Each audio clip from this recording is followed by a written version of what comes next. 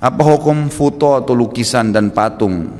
Ini sudah saya jelaskan ya. Bagaimana kalau niat kita memajang lukisan atau patung tersebut hanya untuk hiasan semata, bukan untuk disembah atau memuliakan lukisan atau patung tersebut. Jadi patung jelas diharamkan dalam agama, tidak mungkin boleh. Karena Nabi SAW mengatakan dalam banyak hadis, diantaranya rumah yang tidak dimasukin oleh syaitan adalah rumah yang ada anjingnya dan rumah yang ada patung atau gambar hidupnya, gitu kan? Itu dalam hadis sahih. Nabi SAW sudah larang masalah itu.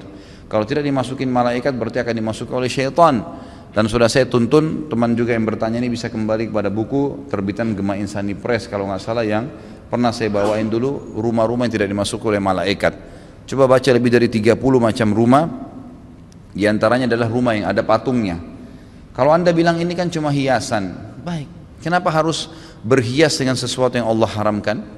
Ya, dengan Anda perlu tahu dalam hadis Bukhari dijelaskan awal mula kesesatan manusia, pertama kali mereka nyembah berhala di zaman Nabi Nuh alaihissalam meninggal. Pada saat Nabi Nuh alaihissalam meninggal, kata Nabi SAW, datang kepada mereka syaitan menjelma menjadi manusia, kemudian berkata kepada mereka, ya, kepada orang-orang yang sudah meninggal nih. Jadi generasi Nabi Nuh sudah meninggal, generasi sahabatnya juga sudah meninggal. Sekarang generasi tabiinnya. Kalau kita didatangi oleh syaitan dan berkata, kalau kalian mau mengenang orang-orang soleh seperti Nuh dan teman-temannya, sahabat-sahabatnya, dan kalian juga bisa lebih rajin beribadah, buat patungnya, jangan disembah, nggak boleh sembah, itu syirik. Cuma letakkan saja di tempat ibadah-ibadah kalian, jadi setiap kali kalian lihat, kalian teringat mereka, kalian ibadah lagi. Taruh di pasar-pasar, supaya kalau orang di pasar tidak berani buat maksiat karena tahu ini ada patungnya orang soleh. Niatnya baik awalnya.